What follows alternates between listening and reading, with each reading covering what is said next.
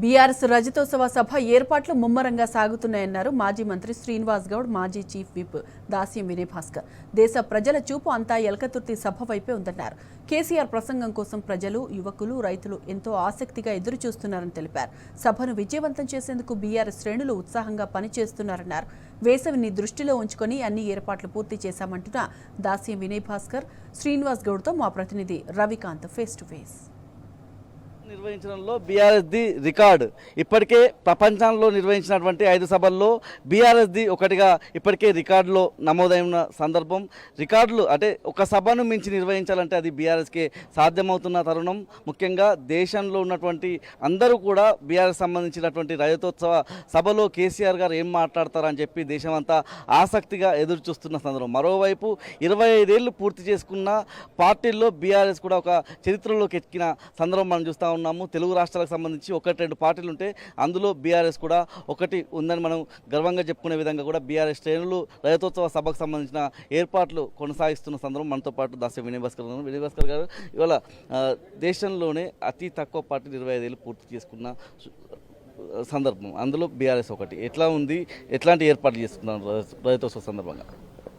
BRS party పరిస్థితి ఏ తిరుగుందంటే 25 ఏళ్ళ యువకుడు ఎంతైతే ఉత్సాహంగా కేరింతలు కొట్టుకుంటా ఏ కార్యక్రమమైనా విజయవంతం చేస్తారో ఆ తీరుగా మా బీఆర్ఎస్ పార్టీ మరి 25వ సంవత్సరంలో అడుగుపెడుతున్నటువంటి సందర్భంగా మా కేసీఆర్ గారు రజతోత్సవాన్ని మరి ఇక్కడ నిర్వహించాలని చెప్పడం జరిగింది.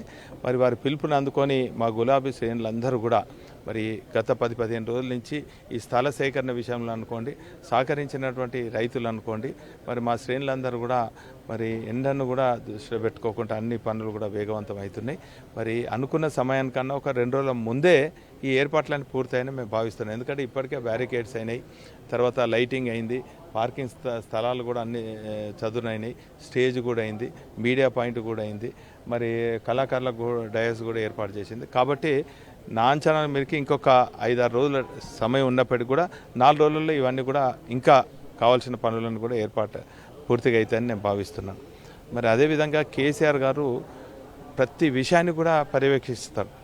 ఈ మీటింగ్ సందర్భంగా కూడా వస్తున్నటువంటి జనానికి వేసవిని దృష్టిలో పెట్టుకొని వారు ప్రత్యేకంగా ఆదేశించడం జరిగింది. వచ్చే అటువంటి ప్రజానీకానికి ఎక్కడ కూడా ఇబ్బంది కావద్దు, చల్లటి నీళ్ళు కూడా అందించడం జరుగుతుంది. ఇదే కాకుండా మరి చల్లని మజ్జిగ బాటిల్స్ కూడా ఏర్పాటు చేయడం జరిగింది. వేసవిని దృష్టిలో పెట్టుకొని మా మహిళా సోదరుమణులు పెద్ద ఎత్తున రావద్దని చెప్పి మేము కేసీఆర్ గారు మేమందరం కూడా విజ్ఞప్తి చేస్తున్నారు.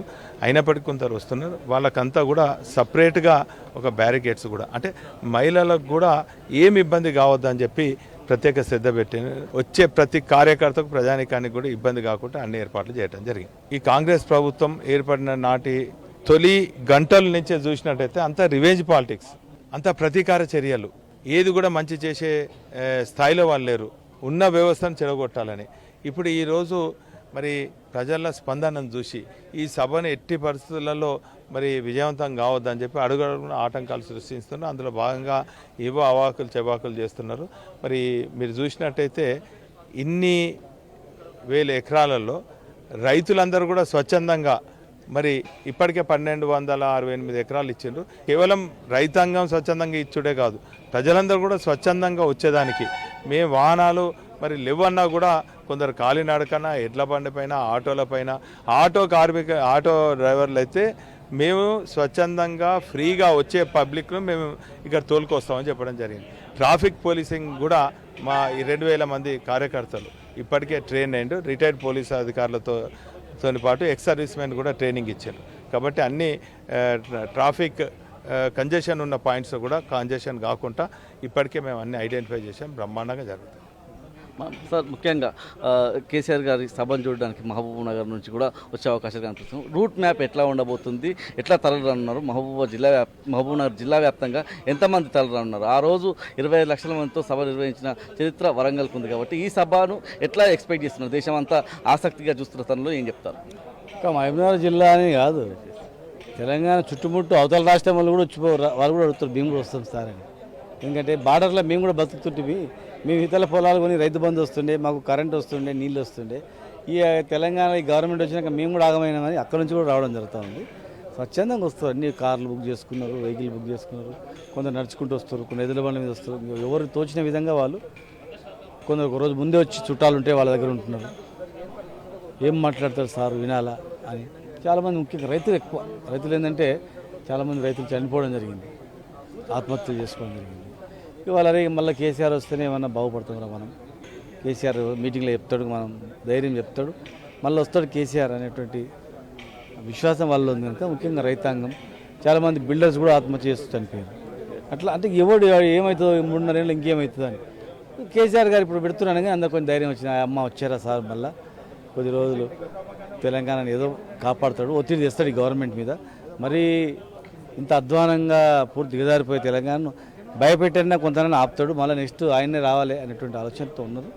ఖచ్చితంగా ప్రజల విశ్వాసం కేసీఆర్ పైనే ఉంది, అందరి దృష్టి అంతా వారిపైనే ఉంది కనుక చాలామంది ఇతర దేశాల వాళ్ళు కూడా ఇతర దేశాల నుంచి కూడా వస్తున్నారు. కొందరు టీవీలో చూద్దామని చెప్పుకుంటారు, రకరకాల కొంత స్క్రీన్లు ఏర్పాటు చేసుకుంటున్నారు. కేసీఆర్ గారి క్రికెట్ మ్యాచ్ అయితే పెట్టుకునేది వెనకటికి అట్లా కూడా తయారు చేసుకుంటారు కనుక ఆయన తెలంగాణ రాకముందు కూడా 20 లక్షల మందితో ఇక్కడ మీటింగ్ పెట్టాడు. అట్లా లక్షల మందే, 100,000 కాదు. అక్కడ దేశంలో ఎవడు కూడా పెట్టాడు అట్లా ఇంత పెద్దది. ఇన్ని రాజీనామాలు కూడా ఎవడు చేయడు. పదవులకు కక్కుర్తిపడి ఒక నెల రోజులు ఉందంటే కూడా అయ్యో అని అనుకుంటారు, కానీ అట్లా కాదు. కేంద్ర మంత్రి పదవులు వదిలిపెట్టిండు, అన్నీ వదిలిపెట్టిండు, తెలంగాణ తెచ్చిండు. మోసపోయి తెలంగాణ పబ్లిక్ వాళ్ళ చేతిలో పెట్టారు కదా మళ్ళీ అనే బాధ ఉంది. బాగా చేస్తే మంచిది అనుకున్నారు, కానీ అట్లా లేదా పరిస్థితి కనుక ఖచ్చితంగా ప్రజలు విశ్వాసం ఆయన పైన ఉంది. ఆయన కూడా ప్రజలు తెలంగాణ మీద ధ్యాస తప్ప మీరు ఏముండదు. ఇది మొత్తంగా బీఆర్ఎస్ రజతోత్సవ మహాసభ తర్వాత ఒక పెను మార్పులకైతే రాష్ట్రంలో సభ దారితీస్తుందన్నటువంటి అంశాలను శ్రీనివాస్ గౌడ్ గారు అదేవిధంగా వినయ్ భాస్కర్ గారు చెప్తా ఉన్నారు. కెమెరా పర్సన్ సంజీవ్తో రవికాంత్, టీ న్యూస్, ఎల్కతుర్తి సభా ప్రాంగణం నుంచి హన్మకొండ జిల్లా.